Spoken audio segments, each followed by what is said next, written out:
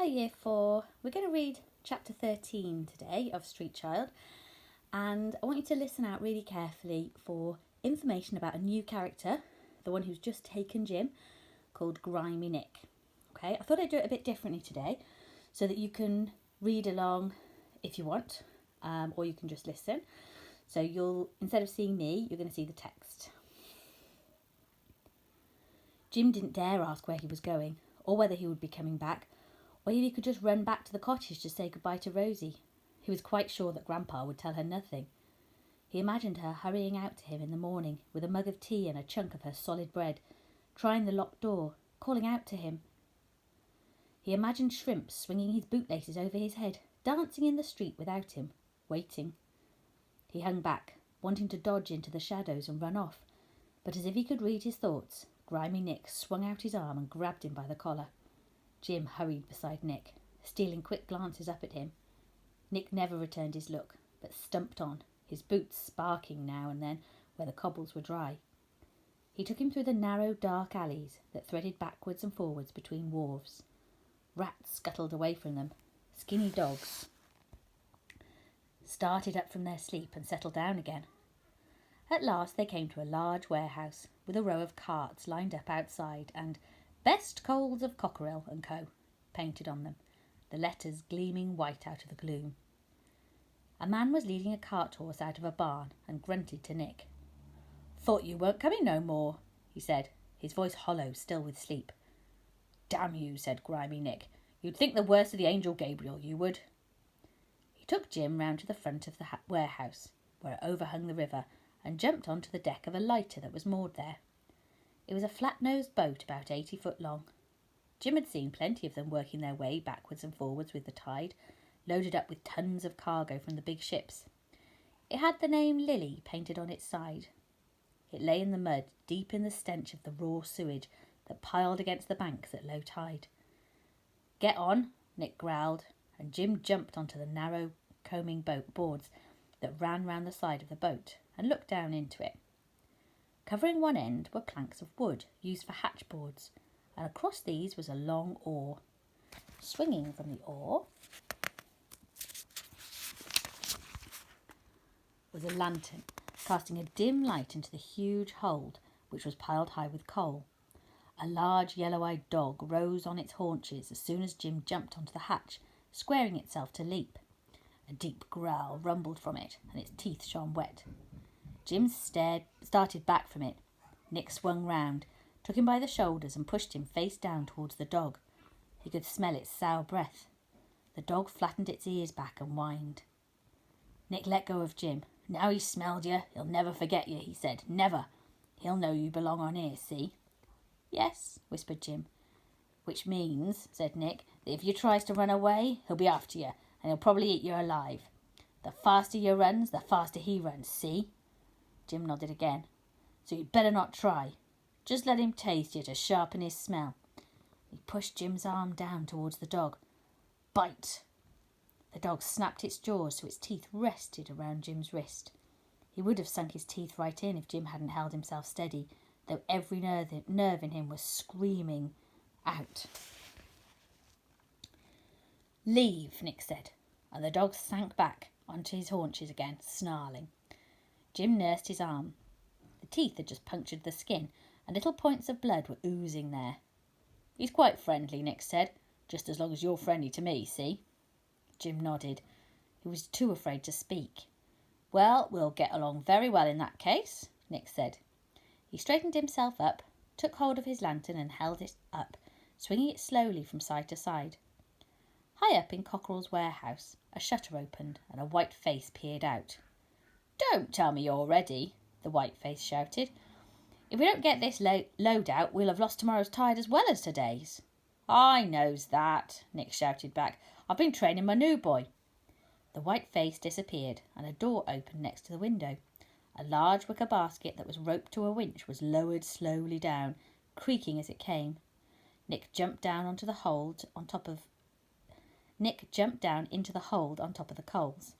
"Lantern," he grunted, and Jim passed it down to him. "Well, get in." Jim scrambled down beside him, his feet slipping on lumps of coal as he landed. The inside of the lighter was like a black cave, gleaming with heaps of coal. It smelt of damp and sulphur. Nick thrust a shovel at Jim. The basket hovered just above the hold, and Nick eased it down, steadied it, and started shoveling coal into it, his body swinging into a deep, easy rhythm. Jim stabbed at the coals with his shovel. He had to lift it nearly as high as himself before he could tip it into the basket, and the few coals he managed to lift slid off and bumped against him. He gave a little yelp of pain, and Nick stopped shoveling for a moment. He whistled in contempt. "Get on with it," he shouted. Jim panted, trying to slide his shovel under the lumps of coal again, and Nick threw his down and swore at him. He banged his hand across the back of Jim's head and came to stand behind him, reaching round Jim so his hands were gripping the half just above Jim's own, forcing Jim to swing into his own level rhythm of shovelling and lifting, shovelling and lifting. When he let go, Jim's hands were burning. Jim did his best to keep up, lifting just 2 or 3 coals at a time to Nick's shovelful, bending and lifting, as if this was all there was to do in the world. At last the basket was full. Nick yelled up to Whiteface, and the bucket creaked away from them as it was winched upon its rope to the top story of the building. Nick swung himself up on the hatchboards, and somehow Jim pulled himself up after him, rolling well away from the dog. Day had come, grey as pigeons. The man picked up a pail and emptied water out of it into a cooking pot on a small iron stove. "Get some more," he said to Jim. "There's a pump in the yard."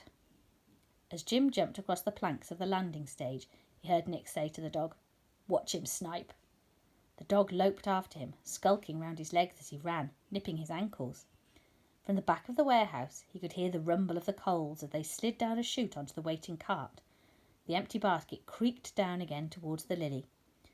Jim pumped water into the pail and ran as steadily as he could back to the lighter, the water slopping out against his legs as Snipe nosed against him.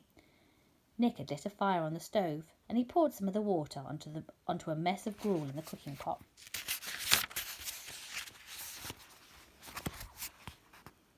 "Stir that," he said to Jim, "and don't take all day." Jim watched over the gruel until it was beginning to thicken, then lowered himself down into the hold again and swung painfully back into Nick's rhythm. His stomach was beginning to growl with hunger.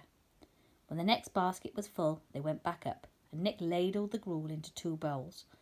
They ate it fast, squatting on their haunches by the heat of the stove, and when the basket was lowered down again, they left their bowls and set back to work. They spent the entire day shovelling coal in this way. There were tons and tons of it.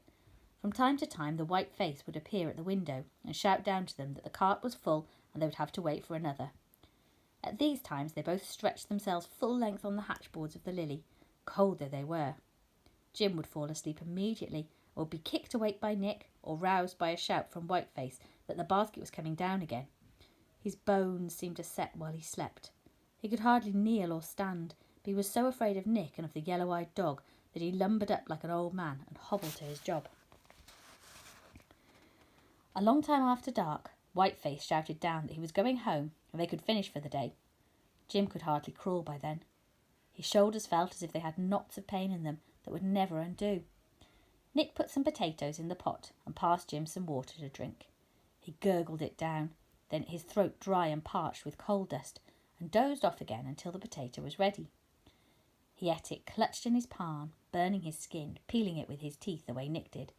He was glad of it, and of the heat from the fire. He saw Nick ate meat with his potato, and that he tossed what he didn't want of it to Snipe. During the entire day he had only spoken about a dozen words to Jim. When he'd finished his meal, Nick belched loudly and climbed off the lighter onto the plankway. Jim could hear him trudging past the warehouse and up the alley, and guessed he would be making for one of the alehouses behind the wharf. He was glad. All he wanted now was to go to sleep. There was a wooden locker with 2 benches, and he guessed that these were to lie on. He rolled himself up in his sacking. He was so tired that he fell asleep at once. Somehow, through his sleep,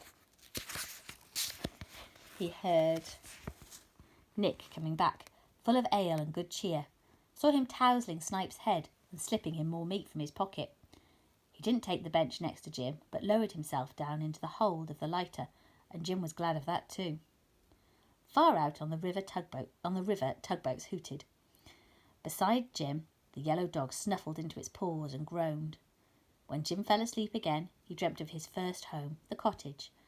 Only it was made of coal. Its walls and floors and ceilings were black and gleaming, reflecting the orange glow of the brazier.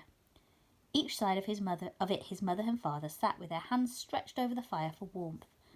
His mother was just as he remembered her, pale and quiet, her dark hair smoothed back. But his father, whose face he never saw in his dreams, looked just like Grimy Nick. He had a gap between his teeth and a frothy beard and grey thatchy hair, and his face was black with coal dust. His eyes white rings like light. Jim didn't mind, in his dream, because it looked like a proper home, even though it was made of coal, and it had a name. He was sure of that. It was called the Lily. So hopefully you've got enough information there to start writing your wanted poster about Grimy Nick.